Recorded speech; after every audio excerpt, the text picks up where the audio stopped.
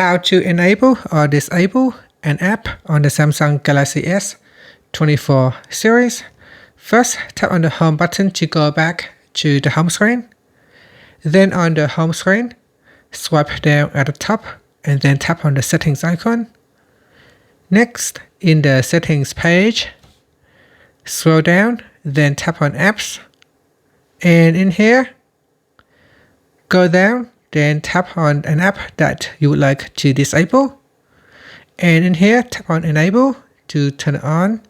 Otherwise, if you are not using it, you can disable it. Then tap on disable app. Now, not all apps can enable or disabled.